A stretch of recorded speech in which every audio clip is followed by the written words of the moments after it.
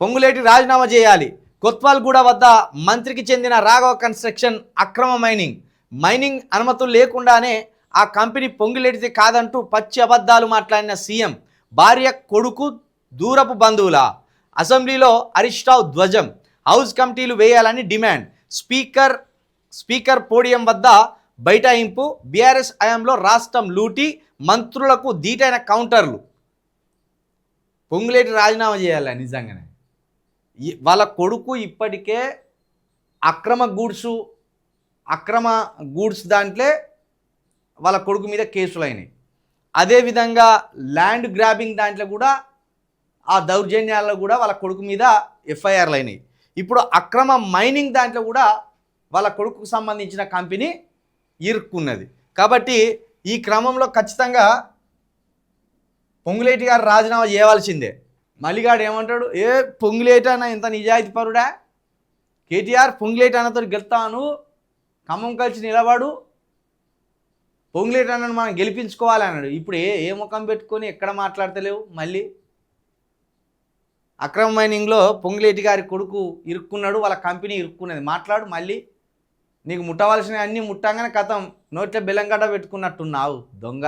భార్య కొడుకుకు సంబంధం లేదంటాడు. ఏంది ఆయనే పొంగులేటి గారు, లేకపోతే ముఖ్యమంత్రి గారే.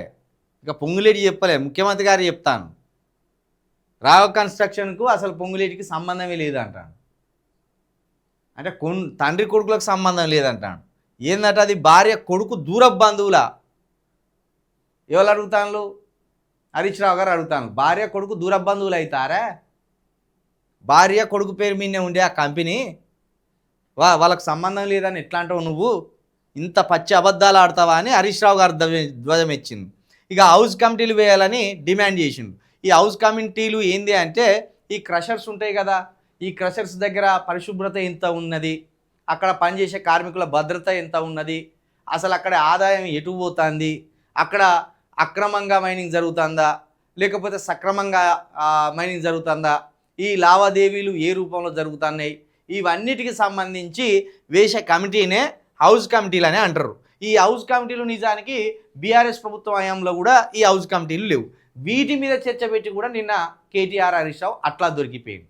హౌస్ కమిటీలు ఏమని ఇప్పుడు చెప్తానో, 10 సంవత్సరాలుగా నువ్వేం హౌస్ కమిటీలు వేసినావు అని మన పెద్దపల్లి మంత్రి గారు వివేక్ గారు అడిగింది.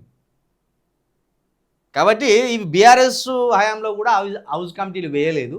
ఇప్పుడు కూడా వీళ్ళు కూడా హౌస్ కమిటీలు వేయకుండానే యథేచ్ఛగా అక్రమ మైనింగ్ చేసుకుంటా వేలాది కోట్ల రూపాయలు కొల్లగొడతాను. వాళ్ళు కొల్లగొట్టిండ్రు, వీళ్ళు కొల్లగొట్టిండ్రు.